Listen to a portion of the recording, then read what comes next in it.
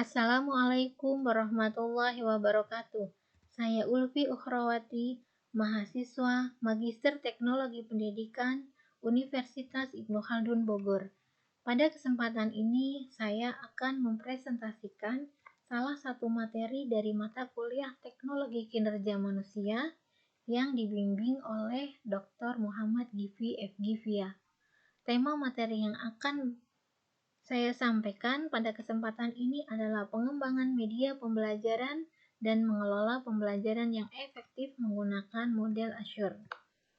Model Azure ini dikembangkan oleh Smaldino dan kawan-kawan di tahun 2014. Azure sendiri adalah 6 tahapan yang ada pada model ini. Yang pertama, Analyze Learner, kemudian State Objective, Select Method Media and Material, Utilize Media and Material, Require Learner Participation, Evaluate and Revise. Tahapan yang pertama adalah Analyze Learner atau menganalisis peserta didik. 3 faktor kunci dalam analisis peserta didik. Yang pertama adalah karakteristik umum yang terdiri dari usia, gender, kelas, latar belakang budaya, atau sosial ekonomi. Yang kedua adalah kompetensi dasar spesifik, yaitu kompetensi yang sudah dimiliki oleh peserta didik. Kita bisa melihat dari materi yang sudah dipelajari atau hasil ujian sebelumnya. Yang ketiga adalah gaya belajar. Ada beberapa hal yang mempengaruhi gaya belajar seseorang, di antaranya multiple intelligence atau kecerdasan majemuk. Menurut Gartner, kecerdasan manusia itu dikategorikan menjadi 9, yaitu kecerdasan verbal, kecerdasan logis matematis, visual spasial, musik, kinestetik, interpersonal, intrapersonal, naturalis, dan eksistensialis.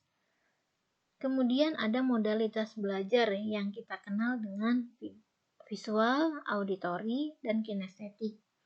Dan gaya pikiran seseorang, apakah konkret, abstrak, terurut, atau acak. Dan hal lain yang mempengaruhi gaya belajar seseorang adalah motivasi dan faktor fisiologis, baik dari sisi kesehatan ataupun lingkungan belajar.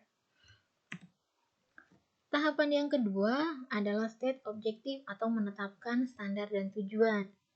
Tujuan pembelajaran yang ditetapkan didasarkan pada standar kurikulum dan teknologi yang digunakan oleh sekolah.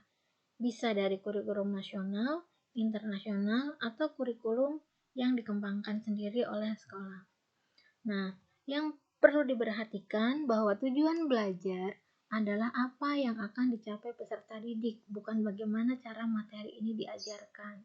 Ada 4 komponen dalam penentuan tujuan pembelajaran atau dikenal dengan ABCD dari tujuan pembelajaran. Yang pertama audience, yaitu peserta didik. Jadi tujuan pembelajaran itu harus disesuaikan dengan level peserta didik sasaran. Kemudian behavior atau perilaku atau kompetensi apa yang harus dikuasai peserta didik di akhir pembelajaran. Condition, kondisi di mana kompetensi ini akan dinilai dan perangkat apa saja yang dibutuhkan. Kemudian degree atau tingkatan materi yang harus dikuasai oleh peserta didik. Sampai mana batasan minimal penguasaan materi oleh peserta didik. Tahapan selanjutnya adalah select method, teknologi, material atau memilih strategi, teknologi, dan materi. Pada pemilihan metode atau strategi, kita mengenal ada student-centered learning, ada teacher-centered learning. Manakah yang lebih baik? Dua-duanya sama baik jika digunakan pada kondisi yang pas.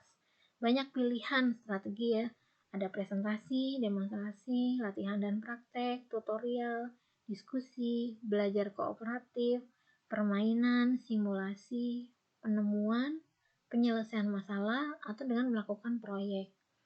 Nah, kemudian memilih teknologi yang tepat. Nah, pemilihan teknologi ini bisa menggunakan rubrik yang sudah ada di beberapa referensi, sehingga pemilihan teknologi ini tepat dengan tujuan pembelajaran dan karakteristik peserta didik. Nah, dalam memilih material, ada 3 pilihan yang bisa kita ambil. Apakah kita memilih untuk menggunakan materi yang sudah ada dari berbagai sumber, atau kemudian kita memodifikasi dari materi yang sudah ada, atau jika dua hal tersebut tidak cocok dengan tujuan pembelajaran yang kita tetapkan, maka pilihannya adalah kita membuat materi baru. Tahapan selanjutnya adalah utilize teknologi, media, and material. Menggunakan teknologi, media, dan materi. Jadi hal-hal yang harus dipertimbangkan dalam penggunaan teknologi, media, dan materi adalah menyiapkan media dan teknologi. Kita mengidentifikasi teknologi, media, dan materi mana yang tepat dengan tujuan yang kita tentukan. Kemudian menyiapkan lingkungan pembelajaran. Jadi lingkungan pembelajaran harus disesuaikan dengan pilihan teknologi yang akan kita gunakan. Kemudian menyiapkan peserta didik, memastikan peserta didik sudah bisa menggunakan teknologi atau media yang akan kita terapkan. Nah, kemudian menyediakan pengalaman belajar, artinya guru memastikan peserta didik mendapat pengalaman yang bermakna sesuai dengan tujuan pembelajaran. Tahapan selanjutnya adalah require learner participation atau melibatkan partisipasi peserta didik. Nah, semestinya bentuk partisipasi seperti apa yang kita inginkan dari peserta didik itu sudah tercantum dalam tujuan pembelajaran yang ditetapkan di awal.